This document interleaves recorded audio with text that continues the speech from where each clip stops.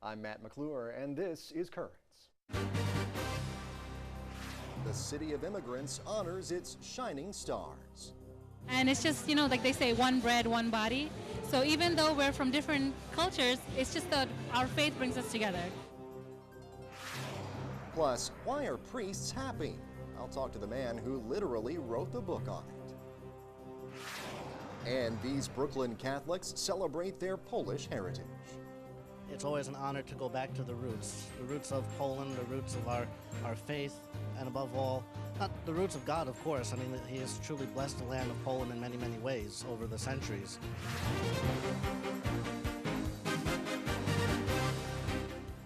Well, good evening. Thanks so much for joining us tonight. Shining stars were lighting up the night in Brooklyn on Friday, but you would not find these stars in the heavens or on a Hollywood red carpet.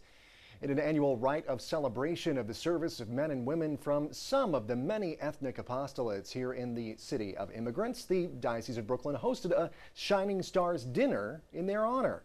And now, while these stars might not appear in a movie theater or on a stage near you, their quiet work and dedication to their communities and their churches make them shine brighter than any star you could find in the skies. We are here tonight at Gardula's restaurant, where we are honoring special immigrants of the Diocese of Brooklyn. This is the second of two dinners we do each year, where the apostolates choose immigrants who have contributed to the church, to the diocese, and to the various ethnic communities. And so tonight, Bishop DiMarzio will honor some of these very special immigrants who have really contributed to making our diocese great. This is the microcosm of the Diocese of Brooklyn and in Queens. It is really a microcosm of the whole world. The work of the Migration Office is critical to our diocese because truly we are a diocese of immigrants. Clearly, we do mirror the universal church, the Church of Pentecost, the church that understands the language of love and unity that is taught to us by the Holy Spirit. The interaction is beautiful to see how people so diverse can come together, because they're all Catholics, and they all see the church as their mother, and they interact and really show that the diocese is one.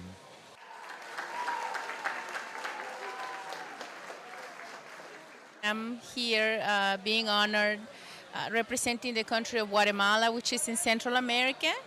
And it's really a great honor to be a part of a group that the diocese recognizes. I work coordinating everything that has to do with marriage and family life, and so I see how important it is for families to recognize the blessings that God has given us in being able to live and work in this country, and at the same time not forget the roots and the places where we came from.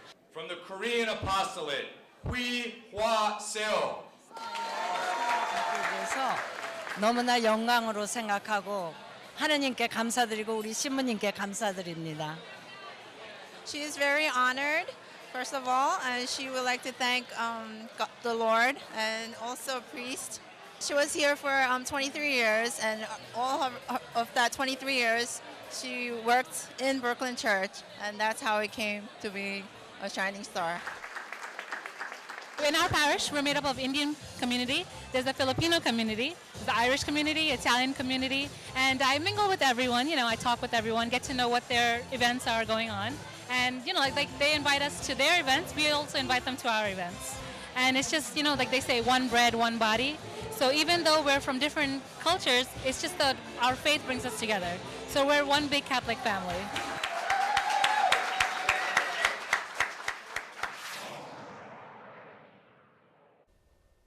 Great celebration of the diversity that you'll find in Brooklyn and Queens. Well, stay tuned. There's more Currents coming up. The rebuilding of a church destroyed on 9/11 will move ahead. We'll have that story and the rest of the day's headlines next.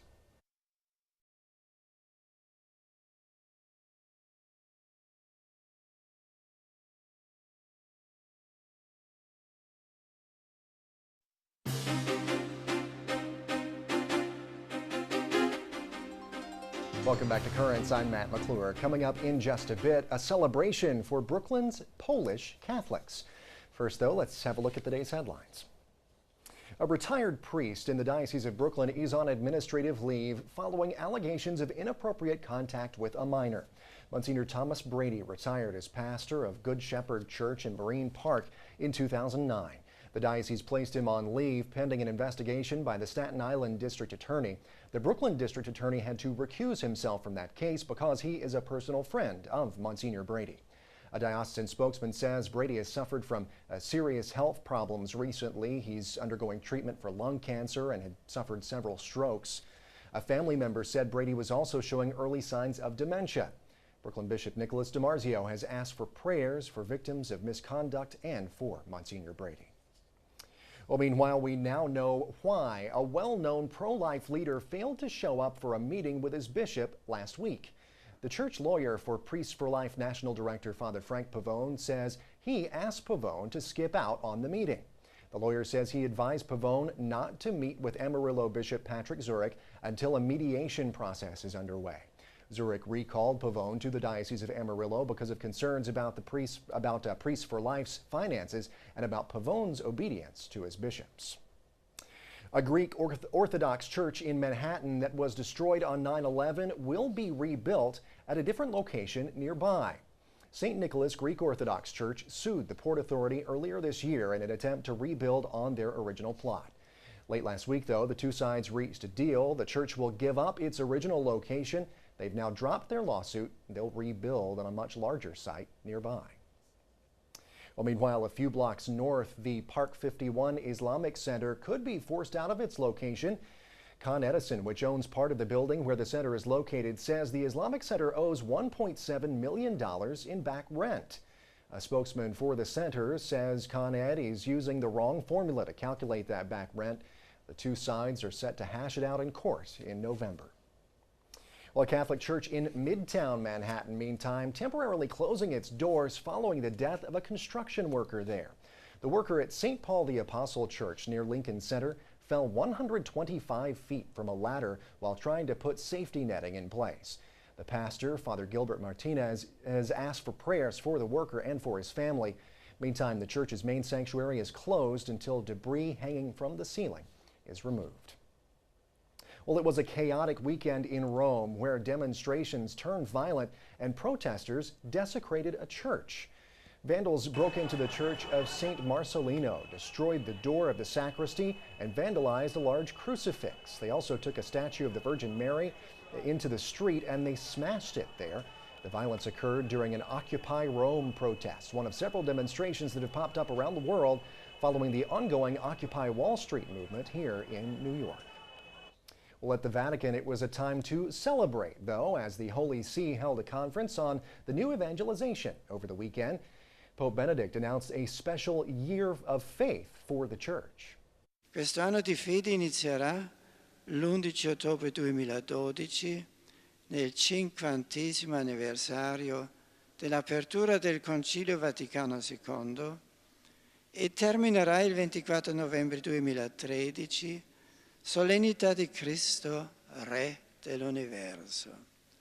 Sarà un momento di grazia e di impegno per una sempre più piena conversione a Dio, per rafforzare la nostra fede in Lui e per annunciarlo con gioia all'uomo. Well, the start of the Year of Faith coincides with the 50th anniversary of the opening of the Second Vatican Council. The announcement came during a Mass the Pope celebrated yesterday for participants at a weekend conference on the new evangelization. Well, the beginning Mass was notable because, for the very first time, Pope Benedict used a wheeled platform to process to the altar. You see there, the Vatican spokesman saying the platform was used to reduce the physical toll for Benedict. It was last used during John Paul II's later years as Pope, when his declining health made it impossible for him to walk in processions. Well, meanwhile, an Italian missionary priest is dead after a man reportedly came out of nowhere and shot him. The priest had been working in the Philippines for 32 years. He's the third member of the Pontifical Institute for Foreign Missions to be killed there in the last 16 years. Well, meantime, a Jesuit priest who volunteered to replace fellow Jesuits killed in El Salvador's civil war has died. Father Dean Brackley was 65 years old. He was diagnosed with liver cancer 4 months ago. Since 1990, he worked at the Central American University, where just a year earlier, 6 faculty members, a housekeeper, and her daughter were killed. Well, Halloween may not even be here yet, but it's not too early for one family to celebrate a different holiday, Christmas. Reporter Brandon Richard has that story. For the Honeyman family, Christmas is a little early this year. In fact, about 10 weeks early. We've had people driving up down the street and kind of scratching their heads, so I'm sure they're wondering what's going on. What's going on is a going away celebration for Jared Honeyman. Jared's a U.S. Marine who will deploy to Afghanistan later this month. And because that means he won't be able to celebrate Christmas with his family in December, at Mom Debbie's request, they're doing it now just for him. I said, we're going to have Christmas for him. So that's what we did. And the family went all out. A Christmas tree, presents, yes, even yard decorations. The most interesting thing about it was it's the first time we've gotten on the house and decorated with Christmas lights whenever the shingles were so hot. It was kind of painful. Painful maybe, but definitely worth it. I thought maybe they just did the outside, just, you know, something kind of fun, and then whenever I walked in and saw the entire house decorated like it normally would, I was like, okay, it's like Christmas. It kind of smells like Christmas and everything, so. Well, Merry Christmas, ho, ho, ho, y'all. Yeah. With a few days before Jared's deployed, his family was just happy to spend this special moment with him. And the feeling was mutual. It is an important thing to be with your family and have that time to get together and you know, just spend with each other. So it means a lot. We just have to pray for him every day and have faith, and he's going to be all right and come back. He's going to be fine. Well, that report from Brandon Richard. And congratulations are in order for Catholic Charities here in the Brooklyn Diocese. The Web Marketing Association has given the website for Catholic Charities Brooklyn and Queens a, quote, nonprofit standard of excellence web award. That's what it's called. The website won the award for outstanding achievement in web development. Catholic Charities Brooklyn and Queens unveiling the new website earlier this year, and the number of visitors has increased from about 6,000 viewers per month to 40,000. Congratulations. Well, stay with us. There's more currents ahead.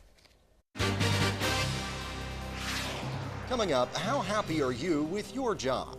A new study shows priests are very happy with theirs, and I'll talk to the man who wrote the book on it.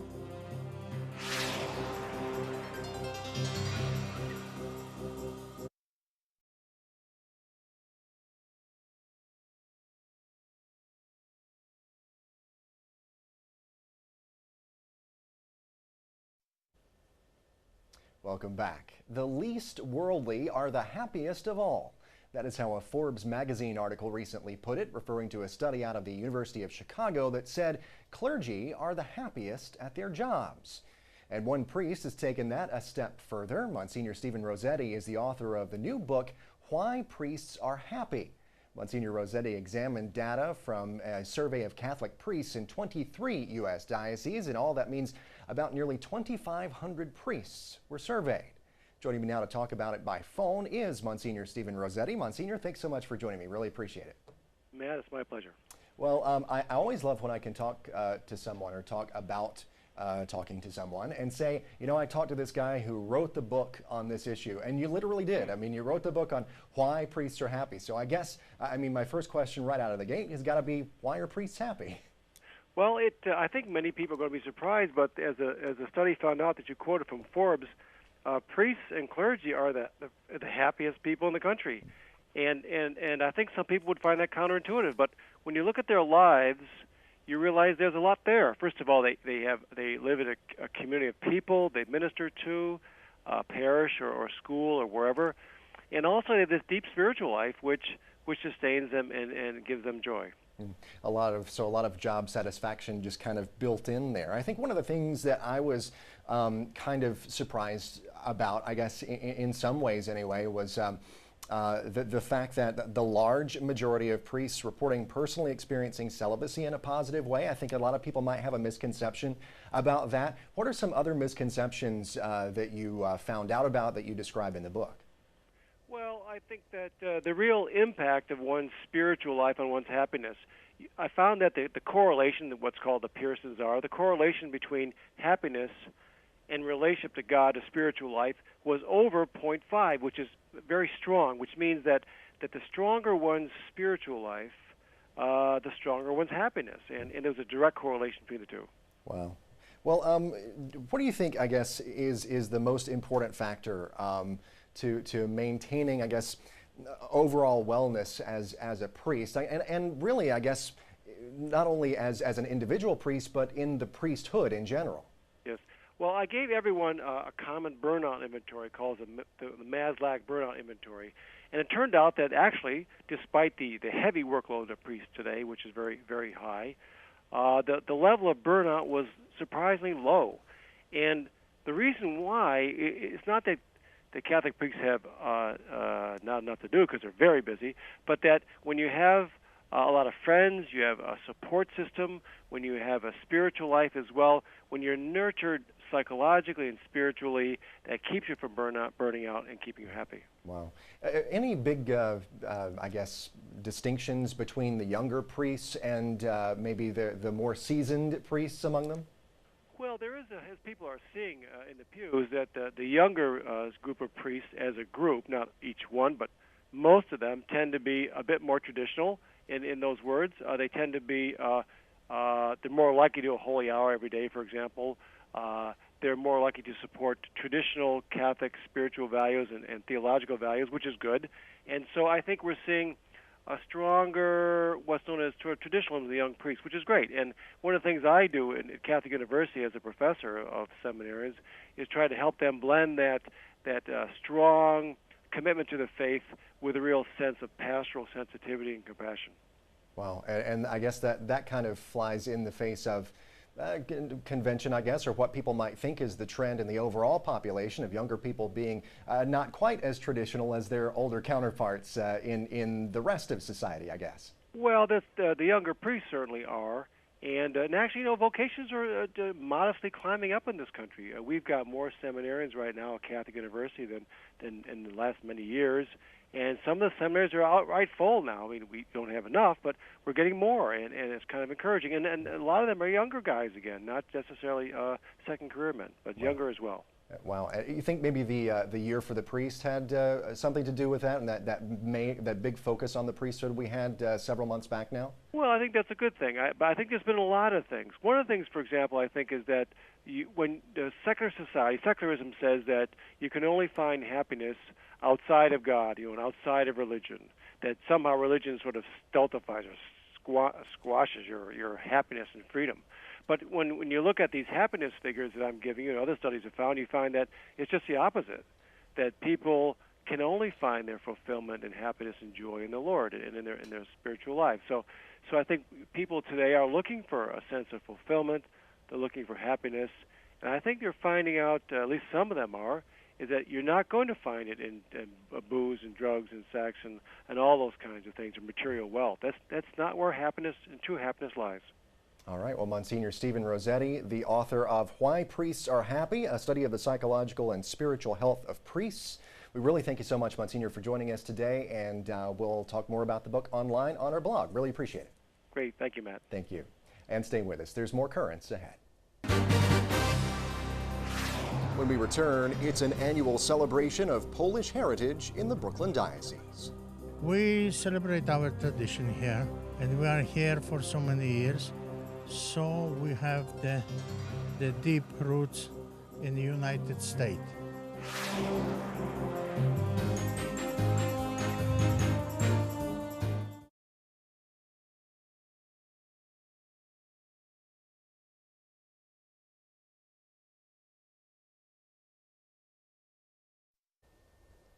Well, finally tonight, the more I think about this, the more I think it might be actually true here. October may be the month to celebrate diversity in the Diocese of Brooklyn. Let me give you some examples, all right? A couple of weekends ago, Bensonhurst was just the place to be. The Italian apostolate there, for their 30th straight year, took to the streets for a procession. Then there was this past Friday's Shining Stars dinner. We took you to that earlier on in the show. And this past weekend, the Polish Apostolate held its annual celebration at Our Lady of Częstochowa St. Casimir Parish in Sunset Park. We're here for the annual Polish Heritage Mass. We have Archbishop Jenga from Poland who's come specifically to celebrate for us. We're very happy that he is here, and it was really a wonderful turnout. Church was full from all the parishes. It is once a year that we, as a part of the Diocese of Brooklyn, as a Polish ethnic group, celebrate our Thanksgiving to be a united church in this diocese. Polish Apostolate has been a magnetic force for uniting our Polish community from the religious aspect. The Polish Americans here feel a close affinity for our priests, and we revere them. We are very dedicated. They are dedicated, and we are their flock. They are our shepherds.